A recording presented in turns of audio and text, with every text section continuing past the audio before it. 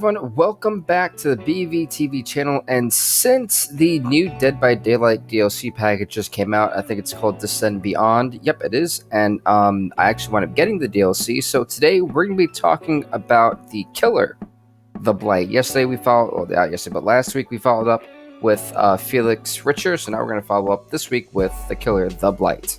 And I know it's been a little while since we have actually done a lore video, so just kind of like recap how this works. I basically try to tie in this person and its backstory to real life situation if it's an understandable cause. Now, some people like the Deathslinger had kind of an understandable cause, the Spirit the same thing. So what I'm going with is kind of just making this as realistic as possible. So with that being said, let's get straight into it, shall we? To understand the human condition, one must rise above it. This was the credo of Talbot Grimes, a Scottish chemist whose unrestrained ambition took him to towering heights. As a boy, he was a popular child, bright, charismatic, and unafraid to challenge authority, yet despite his social graces, he was fiercely independent, spending much of his time exploring the sprawling fields near his hometown alone. What began as a child's curiosity nearly turned deadly after experimenting with a patch of poisonous foxglove. For days, he laid in a bed dripping with sweat, purging any food that touched the stomach. When he received it, wasn't fear? When he recovered, it wasn't fear that gripped him, but fascination. There was something magical in how a single flower could drastically affect him. See, this is the part where now I get a little bit concerned. This story seemed so nice, and now I'm like, oh, this is basically psychopathism 101 here. This is how I want to be a nut job. This is basically, what's it called? A mad chemist, I think it is, a mad scientist. This is basically the 101 of how to be that. Oh my goodness. Into his adult years, his ambition developed as quickly as his questionable methods. He attended the London School of Medicine and excelled despite several reprimands. His willingness to push the limits secured him a position with the British East India Company. And within 7 years, he was made head chemist. In time, he completed one of his greatest achievements, a chemical that would increase a worker's productivity while reducing their need to rest. He was rewarded with a secret laboratory beneath a prison camp on Dyer Island. This is a big no-no. See, here's the problem with this. Why do you have someone working on a chemical that would increase I mean, I get it, but people need to rest. And it's funny, I literally just had this conversation today with someone saying, oh, you need to rest, and I don't really rest. You guys know I'm a workaholic. You know, I work as hard as the next person does, and I firmly believe that, like, my work ethic, I don't think anyone could touch. Like, I would rather work hard and then rest little. That way, you know, like, my work ethic was shown by everyone's working hard. I've already done the work as it is now. That way I can kind of rest for like an hour or two while they're still doing their work, so to speak. So I kind of get the work hard mentality here. But at the same time, this doesn't okay the fact that is that even legal? Like, wait a minute. We need to really look into that. I don't even think that's legal. But anyway, moving on. There, off the coast of India, prisoners from the Opium War became his unwilling subjects, leading to a drug that allowed soldiers to withstand incredible amounts of pain through the most side effects reminded there were rumors that a small number of soldiers went mad into feral states. They massacred villages, impaling the populace on bayonets, leaving them hanging from trees. There were no official reports on the subject, and Talbot refused to blame himself for what could only be exaggerated war stories done. See, this is not okay. This guy is basically sitting there and making people mindless raging kind of zombies in a way. I mean, when you think about it, zombies don't really feel pain. They're dead, kind of. They're alive, but they're dead. This is basically what that is, and he's drugging these people. And the sad part is that these soldiers didn't sign up for this, obviously. I mean, they specified unwilling subjects. So when you look at that, this is a very, it's not okay. And the fact that he's not even taking accountability, this is just becoming a story that's getting worse and worse as we go here. Though his callous brilliance seemed unflappable, he was ignorant to the enemies his questionable work had amazed. The realization struck him quite literally when a steel pipe to the back of his head during a trip to Mangalore. He was bound and loaded into a wagon when he was blindfolded. Oh my goodness. A sickly man who actually removed his blindfold showed him a mass grave filled with hundreds of bodies. Unbeknownst to Talbot, his productivity increasing drug had killed nearly an entire factory's worth of workers. He knew he couldn't defend himself against the anger and accusations of his abductor. All he could do is curl up from the blow as the blows of the steel pipe rained down. His body was thrown into the grave and left for dead. Shifting between conscious and darkest black, he crawled for an escape. Fingers sinking into rotting flesh, black flies fested on his uncovered skin. The sensation of 100 pricks stabbing into him. My goodness. My goodness, my goodness, my goodness. Oh my god. As he collapsed, he came face to face with a dead woman. Dazzling hazel eyes. Too weak to pull away, he could do nothing but witness his life's work. See, this is one of those cases, in my opinion, it's like you reap what you sow. If you're going to be a horrible person, you reap the consequences. I don't blame the abductor for wanting to kill him. I mean, he killed a whole factory. Those are people who were used as test subjects and guinea pigs and died. That's not okay. You had people who were slaughtered in villages, hanging. He is a bad person. Like, there's no way to deny this. He is a horrible person, a terrible human being, this Talbot guy. And, you reap what you sow. That's what we're seeing. But continuing on the story. Then from the edge of death, he was brought back. He found himself on a small bed as a kindly wrinkled face looked over him. With each pained breath, he was nursed back to health in the ancient mystery school posing as a monastery. In verdant gardens, behind tall, unassuming walls, monks studied forbidden texts, striving to expand the human mind in search of other dimensions, believing one to be connected with the other. Talbot's knowledge proved indispensable, his mind-altering chemicals integrating seamlessly with theories of neural expansion. So what I do like about Dead by Daylight, and I always give him credit for this, that they do such a great job of tying in, he's an alchemist, they tie in a lot of scientific information. I love the fact they do keep it in canon. And so it's believable, it makes sense to me. So anyway, continuing on the story before I ramble on.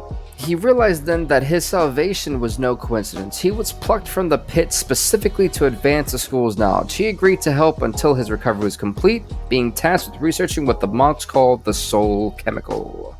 A compound derived from the pineal gland that could open the mind's eye. What began as a favor to his saviors soon became an obsession. Poring over the school's archives of lost texts, he uncovered scientific formulas that confirmed previously unthinkable ideas. He dreamt of ushering humankind into a new period of enlightenment. Perhaps then the nightmares of hundreds of dead factory workers and those two hazel eyes would fade from his mind. See, here's the problem. I think we can all see this right now. This is not okay. I'm sorry. A soul compound, the mind's eye. What type of whack job stuff is this? This is just unhealthy. We need to shut this quote unquote monastery down. Like, let's be honest now. Like, this story just gets worse and worse. And it gets not worse. It gets evil and evil and evil and more evil in such a sinister way. It's like it's shocking because, like, how horrible of a person can you be?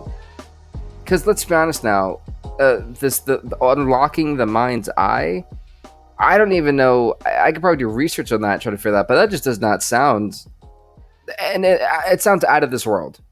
Like, maybe if you're a psychic, this would make sense to you. But honestly, I'm a regular person. If any of you guys actually know about this, actually, can you like comment what the mind's eye is? I want to know more about this. This seems interesting.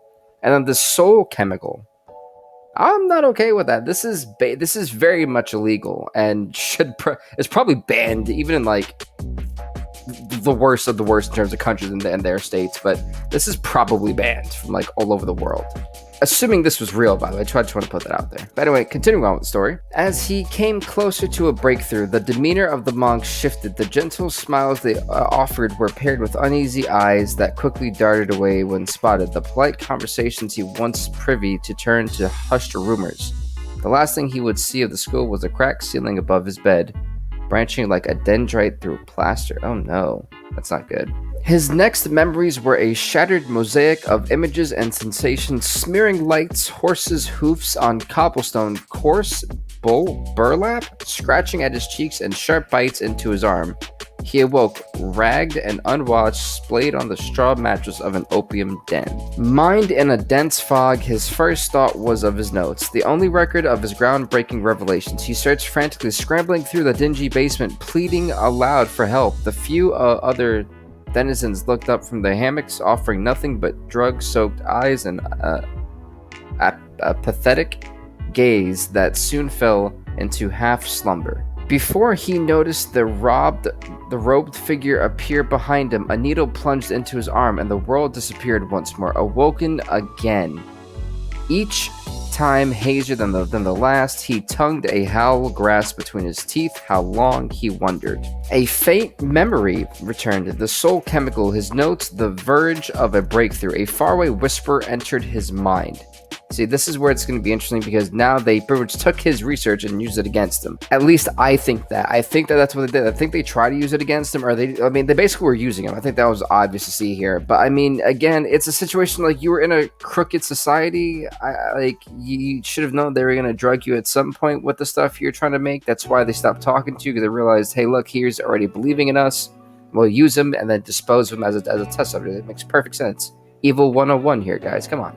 But anyway, continuing with the story, he fumbled with a stone, sharpening it with shaking hands in the dim light of a den amongst the catatonic occupants. He carved his research from memory into the walls. He wrote for hours until his fingers bled, moving to the floor, taking in everything the voice whispered despite his inability to comprehend it.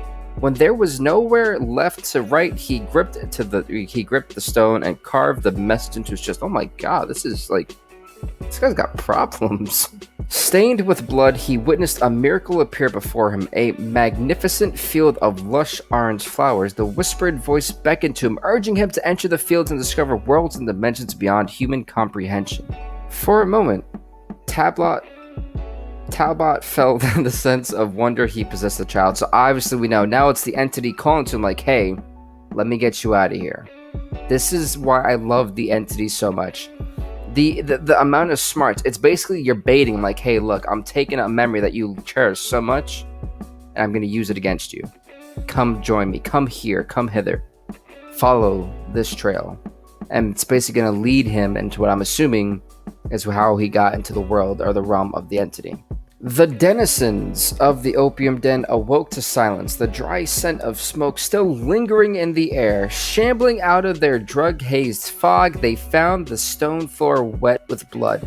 Tiny rivulets coursing through the cracks. As eyes adjusted to the darkened room, the jagged lettering scrawled along its length began to finally appear. Written over and over without end, there was but one single line. Death is only the beginning. And that actually concludes his story. I personally love the background on this dude. His ability, I don't really know much about. I haven't even touched him yet. So like the game that you're going to see me use for this, or you have been seeing me use for this, again, it's brand new. Like that's my first time using him. Same thing with the Felix Richter video. My first time using him. So it may be not too great. But honestly though, this is impressive. I am actually really intrigued by his story. I really like it. I believe it. But then this is a story of just too many things gone wrong. How much wrong can you do before someone finally thinks it's time to enact some type of revenge on the action that you caused, on the damage of the lives that you took for science, so to speak, for your own advancement, and not to actually help the world, but trying to make corporations better, like the British East India Company, I think it was. This was a prime example of why you reap what you sow. Karma comes around, and what goes around comes around. And that is exactly the story here for the Blight. But with that being said, I want to know your thoughts. Do you agree with the saying, death is only the beginning from here on out? I want to know your guys' thoughts. So with that being said, everybody, comment in the section below, hit that like button, and subscribe to BVTV. We'll see you next time, everybody. Stay off the hook.